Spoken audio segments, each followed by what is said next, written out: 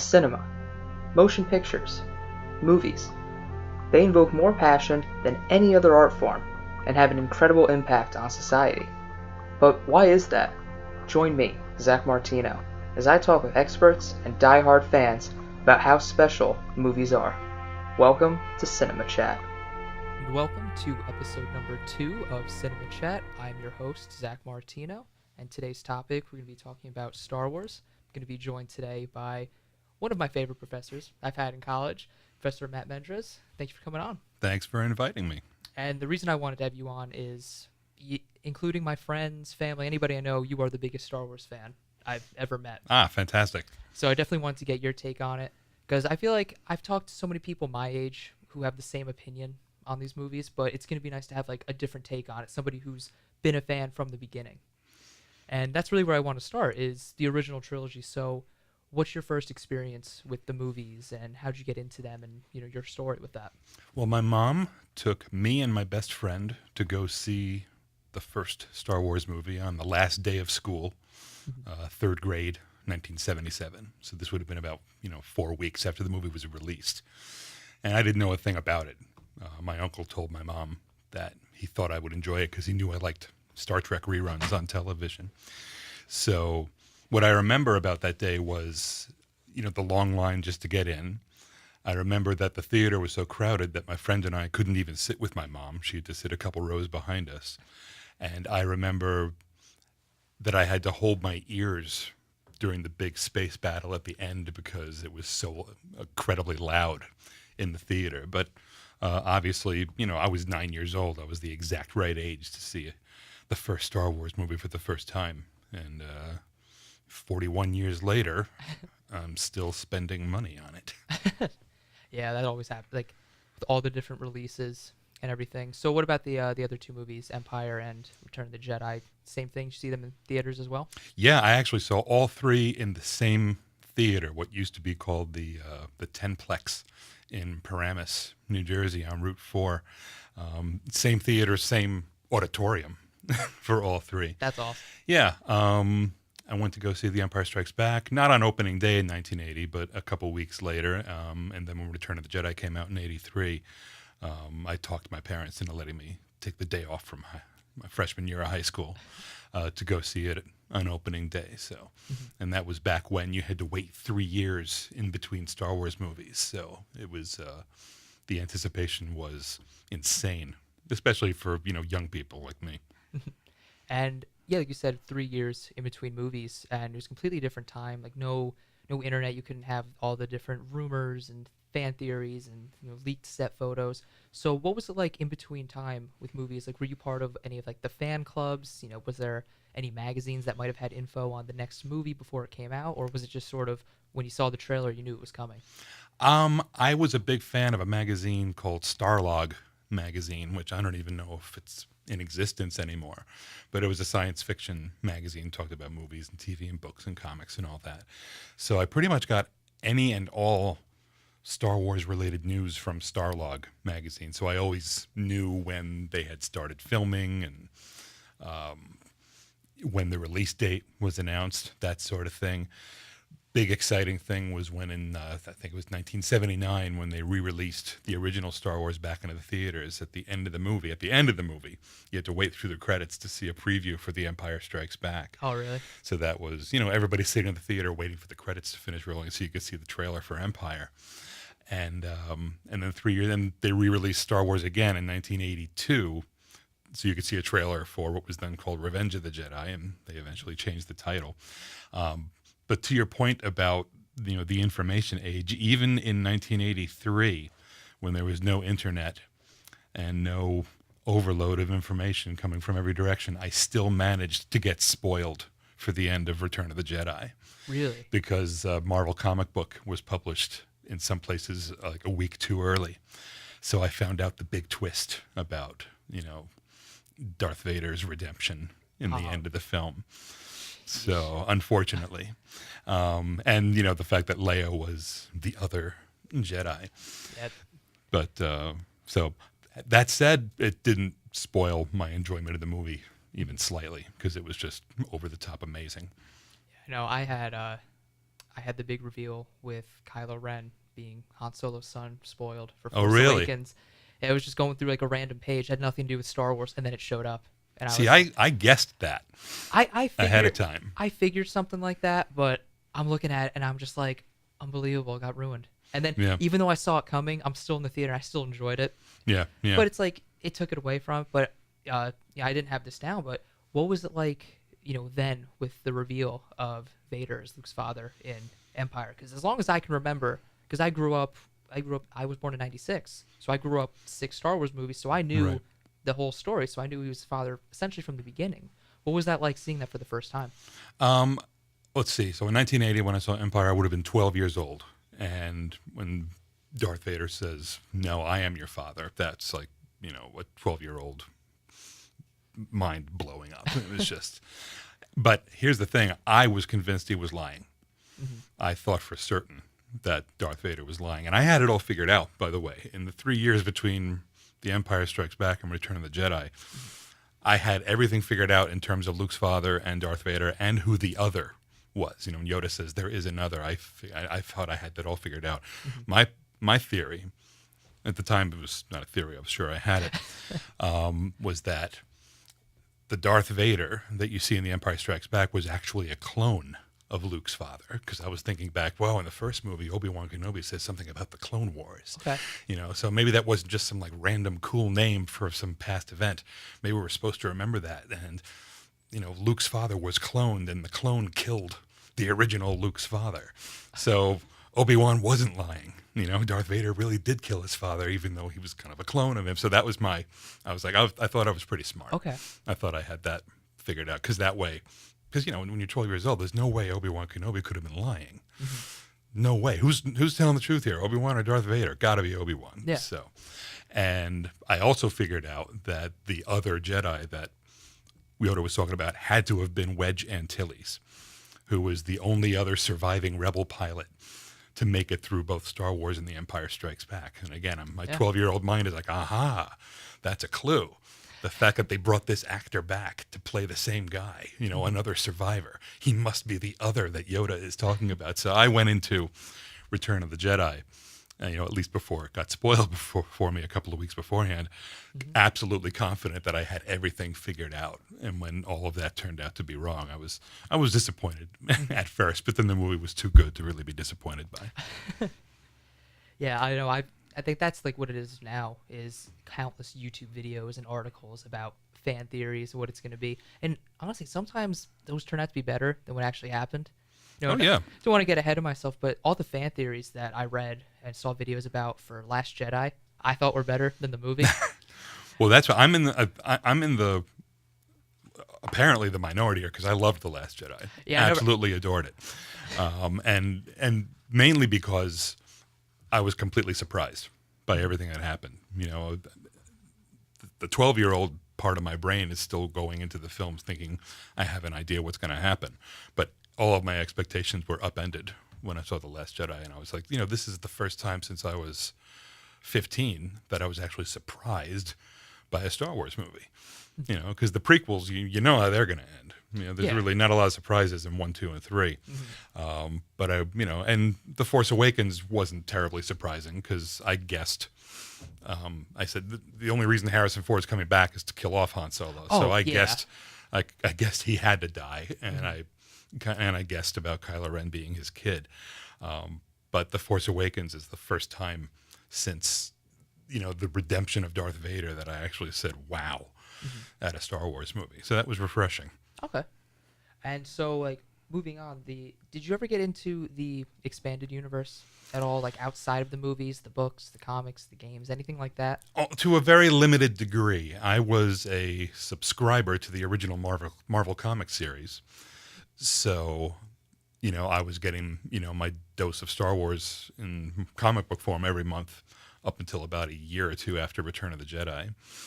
Because they filled in the stories, and nobody talked in terms of canon back then. So as far as I was concerned, what was happening in the comic books was canon.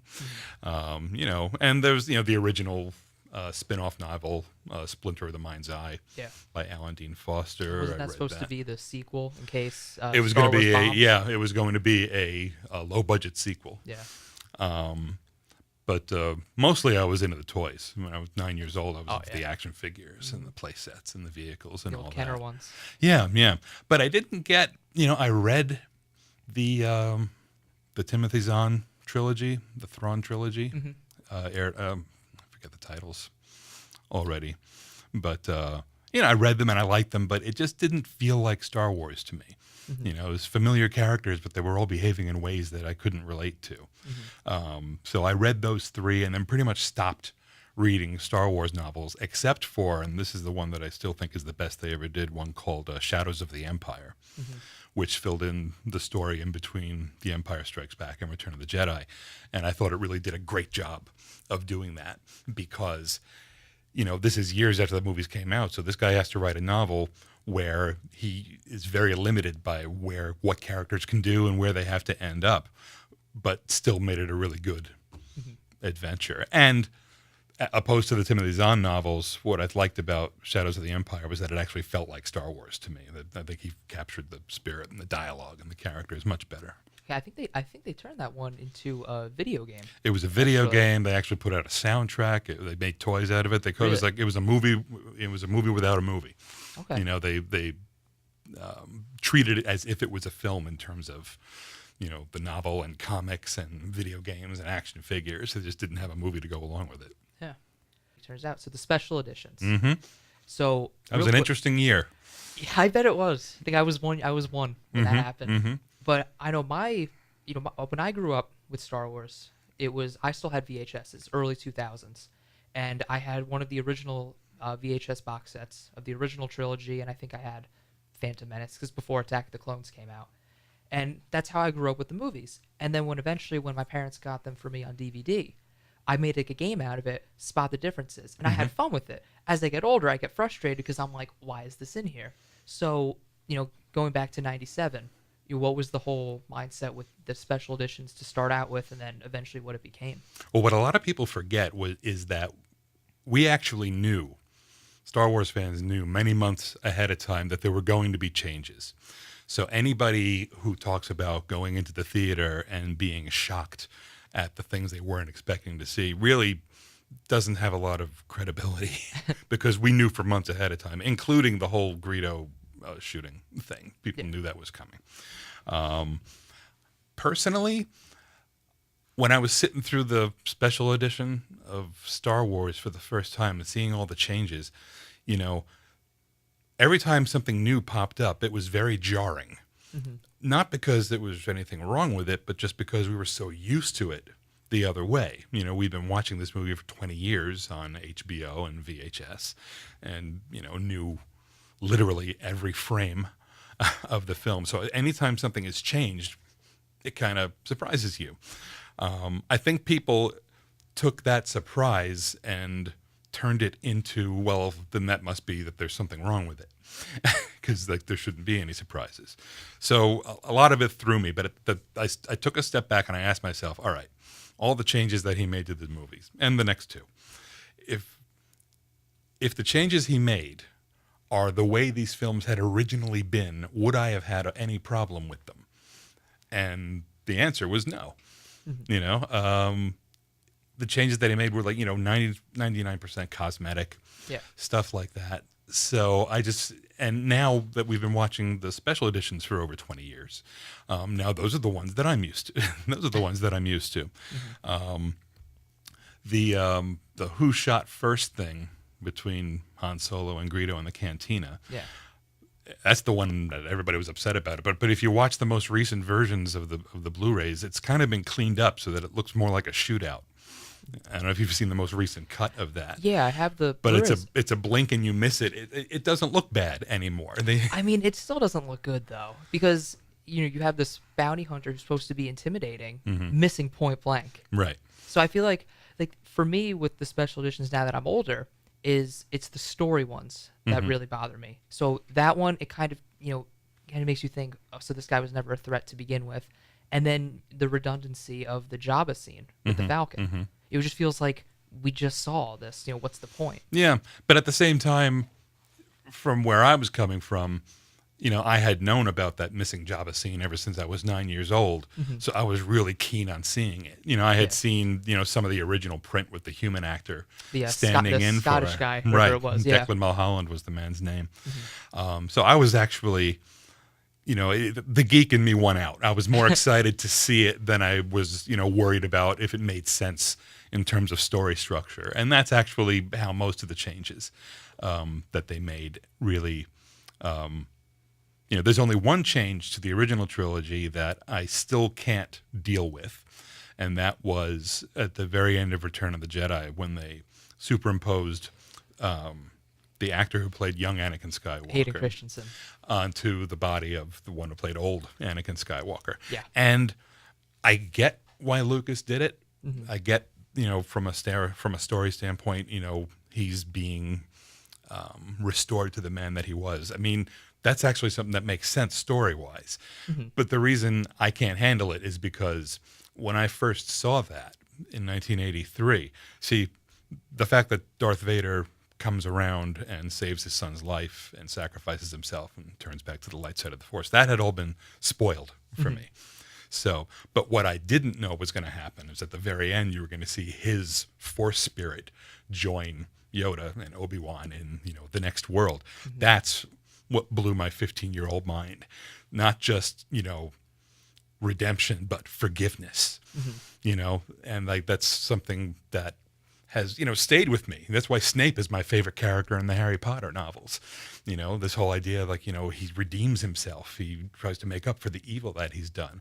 So, the redemption of a formerly evil character has become such a huge favorite of mine in terms of any kind of storytelling, and that's where that started.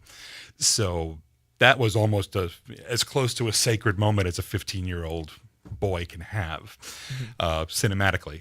Anyway, so I don't like seeing Hayden Christensen's head there because it messes with my memory. Okay. Not because I think it's a bad decision, but because that was a personal thing for me. Other than that, all the other changes, like I've gotten used to them, just like I was used to the original versions before that. Okay. And I occasionally still pop in the original versions. They came out as a special thing on DVD. Yeah, I actually those things are really hard to find at the mall over in Rockaway. I was up there at the FYE, and I was looking through, and I never really looked for DVDs anymore. And I was over in like the new section of like stuff they'd just gotten, and I recognized the DVD cover of it was the original Return of the Jedi. Right. So that's out of the 3. That's the only one I have. Oh, Went home, okay. I put it in. You got to see it's on like on the 50-inch TV. It's got the letterbox and it's got the black bars on the side. And I'm just like, it's so small, but it's so good. Yeah. Yeah. So, I mean, I ran out and bought those the day they came out because I had a feeling that was going to be like the last opportunity to have a version of the original cuts, and it doesn't bother me that they were struck from, the old laser discs and they weren't, the upgraded versions, so every once in a while I'll pop those in. But does it bother you that there's no choice, that it's only, it's only the special editions? It's not, when you get movies, you get like Blade Runner. There's 5 different cuts, and every time you buy it, they have all the discs, and it's like, pick which one you want. With Star Wars, this is how it is. You don't get to say, let me watch the special edition or let me watch the theatrical cut. Well, it doesn't bother me because I have that choice. I've got the the theatrical cut at home. The new formats as it's gone on. Because if you think about it, he threw that in. It doesn't even say feature film on the disc. It says bonus features. Essentially, the original cut's a bonus feature. Yeah. I've never been a big technophile, so it doesn't bother me that I don't have the original theatrical versions on, 4K Ultra and, with an 80-inch screen. It would be nice, but, if I want to watch the original cuts, the versions that I have, those, special feature versions that came out with those DVDs, that was the best I got to see them anyway. There was never a better looking version of the original cuts than those. Yeah, so it's just as good as you remember. Yeah, to me, yeah. Actually, it's part of the fun, to see some of the grain, on the film and like spot the matte boxes and the special effects scenes and, spot the mistakes, because something my sister once said to me that I thought was very, very wise. Part of the fun of Star Wars is the sheer familiarity with it. you know, knowing every single frame of what's going to happen, and it still entertains you. So I can get enjoyment out of watching, you know, something with, you know, bad opticals and, you know, not the best mixed sound and, you know, grain or grit on the print. All right. But, you know, I'm 50 years old, so. Yeah, there's other stuff to worry about. So, you know, next up is the prequels. And now I'm going to preface it by saying everybody who I've talked to that's not my age or a little younger has nothing but negatives to say. And this, when I was, you know, suggested this this podcast episode to you, this is the part I was most excited to hear, was to hear your take on the prequels, because I feel like it's just such an interesting conversation to have, because it's such a generational gap. Yeah. Because it's like, you know, my generation, 6 movies. You know, all the different video games, it was 1 to 6. And then you have someone, you know, my older cousin, he's in his 40s.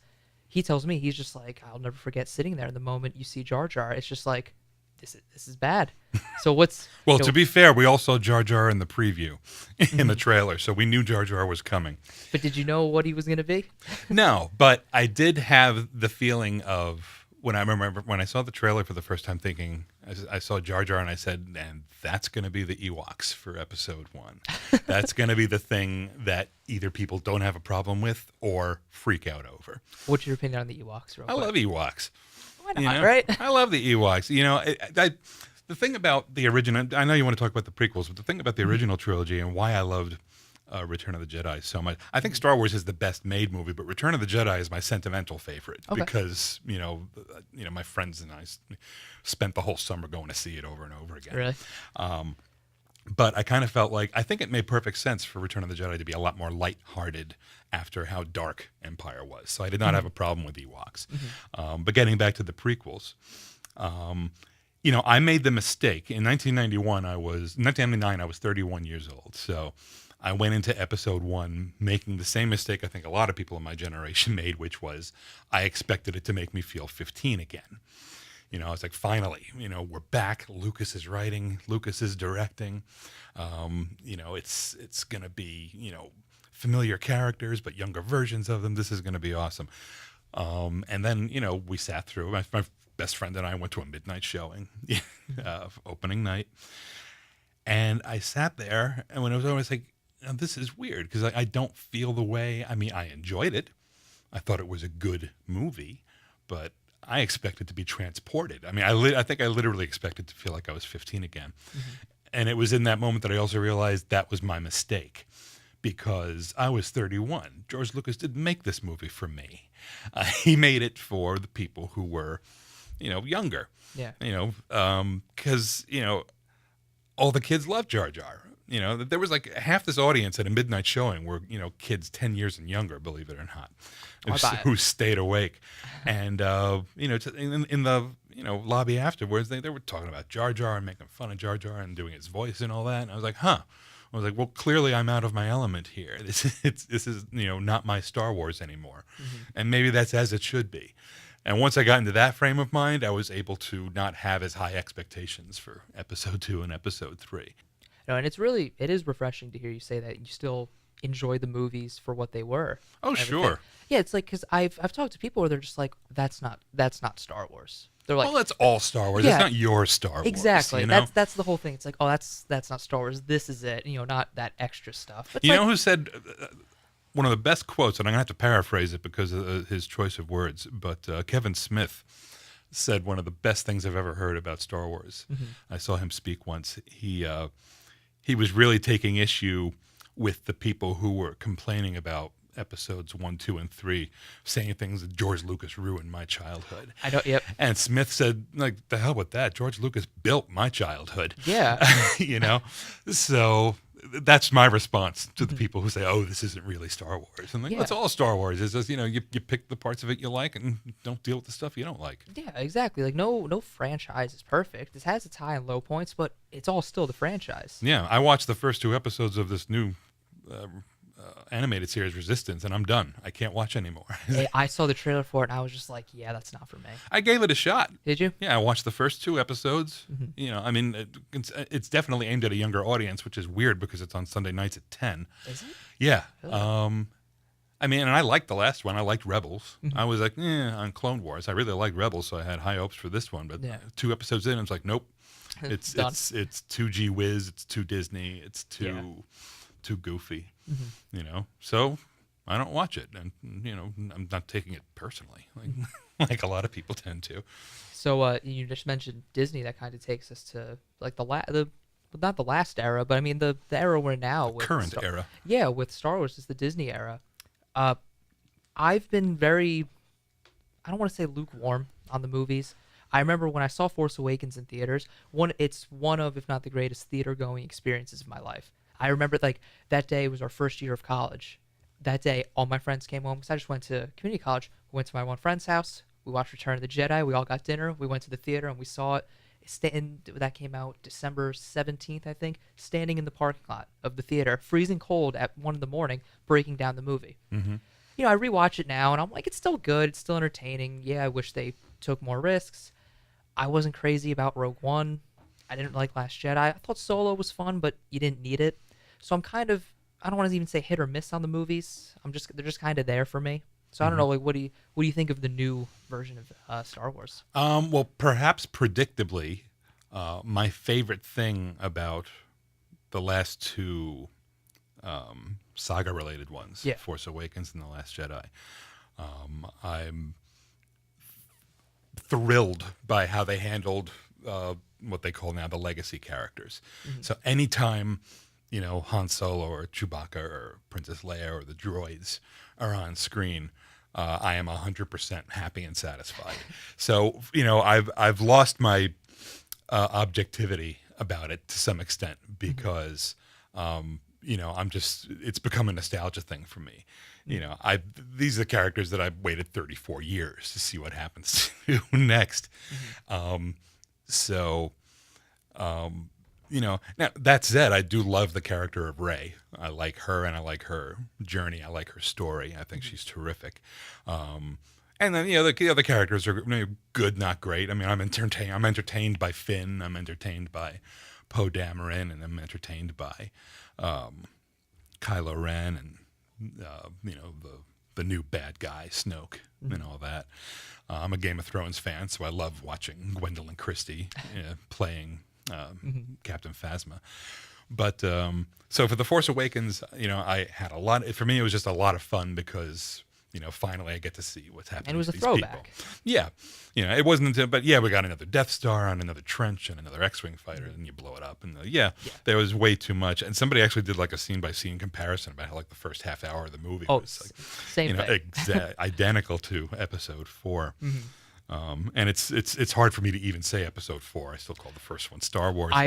As I've gotten older, I've started to call Episode 4 less and less. Yeah. I feel like as I'm getting older, I'm getting more cynical with Yeah. Star Wars now. Episode 4 rankles me, and I've never said A New Hope. So, Oh yeah, it's like I'll say it's my friends. I'll be like, oh, I was watching Star Wars the other day. And they're which like, one? Like, and no, I'm like, Star Wars, right? I think there's only like a handful of people, including my cousin who I just mentioned, Right. who I could say I was watching Star Wars. He's like, oh, okay, and he knows what I mean. It's Yeah. like other ones are like, well, which one? Now, The Force Awakens, I actually really did love, for reasons that I already have stated, which is, you know, it surprised me.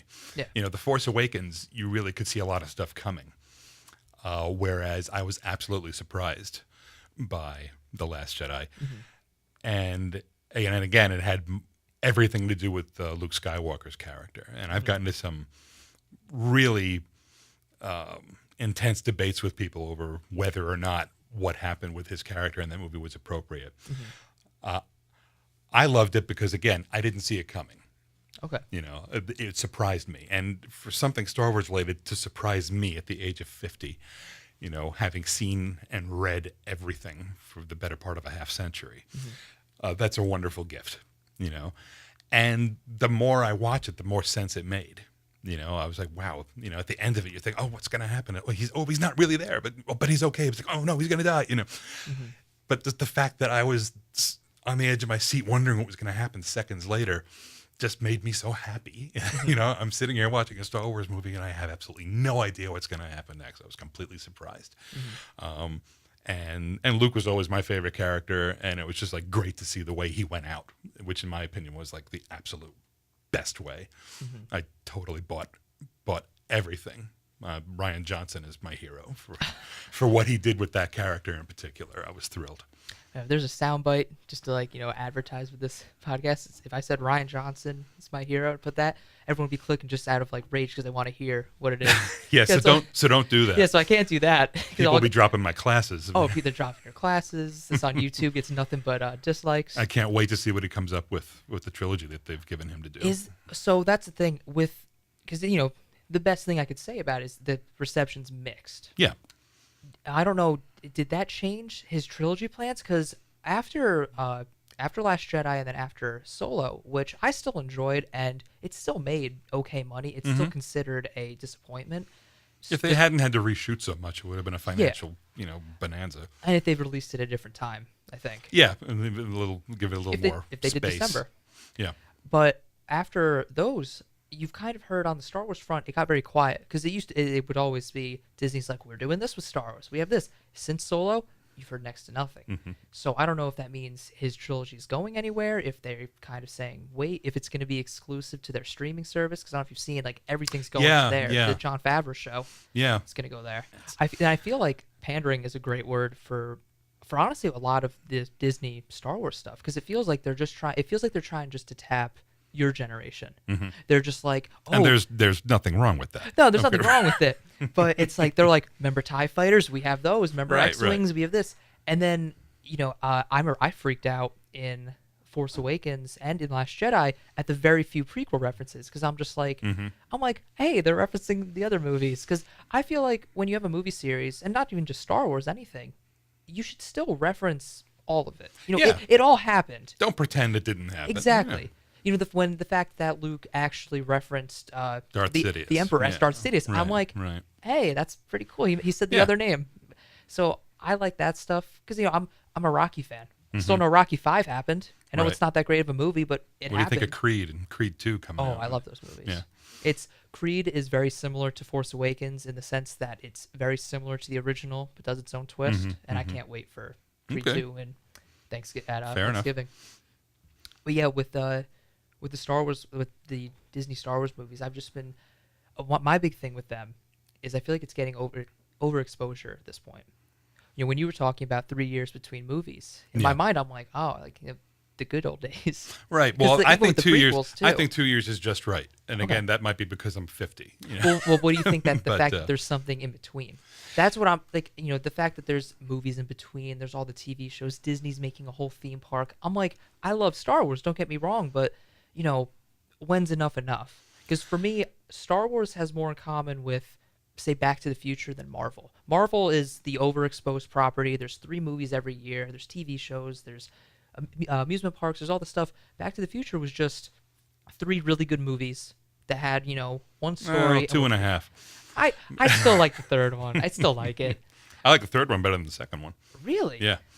Oh, I've never heard anyone say that. See, I have a lot of very controversial opinions about. And you know what I love is that you have these opinions, but you're not like all in your face with it and screaming at people. Because you just try to have conversations with people, and they just start yelling at you. Right, It's but like, let's just have a conversation. you can't yell at me because your grades are in my hands. Oh so- yeah, I can't yell at you ever. But You'll fail me, even though we're doing a great podcast. But yeah, well, I think the thing about overexposure is I think Disney has just been trying to figure out what they could get away with. The Force Awakens came out and broke all kinds of records. Then Yeah. a year later, Rogue One comes out, and that does spectacularly well as well. So naturally somebody's going to say, hey, we're doing fantastic with 1 a year. Let's see what happens if we do, 2 in a year. And then that's when Solo comes out 6 months after The Last Jedi. And I think they found out that way, okay, so we know we can't go to the well that often. We have to go back to, at most, 1 movie a year. And, that said, Solo I thought was good, not great. Yeah. I actually liked Rogue One better than Solo, probably because it didn't ask me to accept a different actor and a beloved character role. I'd rather see a CG version of a young Carrie Fisher than somebody else playing Han Solo. I don't know. That CG Carrie Fisher was terrifying. Yeah, but what I like about that and is that even Carrie Fisher herself, who saw that clip before she passed away, thought they were using unused footage. Even she didn't, look Really? at it and say, "Oh wow, that's weird CG." She saw herself at the age of 19 and said, "Oh, this must be footage that they found that they didn't use of me before." Oh wow. I never heard think, that. And I think it has to do with, again, the familiarity thing. Like, as an example of the CG version of Tarkin in That I Rogue One. that I liked. Yeah, but what's weird about it is that, all right, so I went to go see that with my wife, and because she's my wife, she now knows everything I think about Star Wars. And so she knew that Tarkin was going to be a CG character, to make him look like an actor who had passed away many years before. So she sees the movie, and she looks at it, and her reaction was, "Oh my God, I felt like I was watching, what's the Tom Hanks Christmas movie directed by... Polar Express. Yeah. My wife looks at it and says, "I felt like I was watching Polar Express. It was so creepy and weird." But my sister, on the other hand, who didn't know that it was a CGI creation, talked to me on the phone after she saw it, and she said, "Wow, where did they find that actor who looked so much like the original Tarkin?" So I think if you know before you go in what to look for, I think it really does affect your expectations. So, I knew that it was a CGI Tarkin, so I could see, the strings. I could know what to look for to see that it wasn't a real human being. But people who didn't, like my sister, and for heaven's sake, Carrie Fisher didn't even know it was CG her. Yeah. I think it depends on, the audience member. I mean, people like you and I, we spot everything in every frame on the first viewing of something. So if they worry too much about what we're going to think, the movies will never get made because they'll be spending 50 years to make them. That's true. Yeah, they're trying to get just the mass audience. Right. Mass audience didn't come out for Solo. That's that was their big thing, is because Star Wars fans are going to go see a movie every 6 months. Right. Whether they like it or not. I'm saying that I'm so iffy on the Disney movies. I already know next December opening night I will be there watching Episode 9. But it's that mass audience who's like, well, didn't we just see that? It's like, we could see something else. Yeah, I think it's that, and I also think it's because the big difference between Solo and Rogue One is that this was centered on a character, a beloved character, and they were asking the audience to accept somebody else in that role. The thing is with that is he was my favorite part of the movie. Yeah, I personally thought he did well because he wasn't doing a Harrison Ford impression. He was just acting like the character, and with his own voice. He wasn't trying to do Harrison Ford's voice or anything. So I found enjoyment in that. My favorite part of that movie was Donald Glover as the young Lando. Oh, I love that too. I thought when I watched the movie again, and I'm asking, Santa to bring me the Blu-ray for Christmas. When I watch it again, it has more to do with seeing his performance than anything else. Okay. And I really didn't like that they killed off L3 so soon because I wanted to see more of her. You liked L3? I loved L3. Here we go again. See? Yeah, right? It's got to be a generational thing. I really did not like L3. No, I loved L3, and I wish she had survived the film. Well, hey, now you know that she's part of the original trilogy. Now she is the Falcon. That's the ultimate retcon. But it's sort of like that kind of felt like what they did with Jar Jar in Attack of the Clones, how he's the one who allowed Palpatine to rise to power. Just feels like just a little thing, just like, there you go. Yeah, so you have now you have that forever. You can legitimately hate him forever. Right. So yeah, I agree.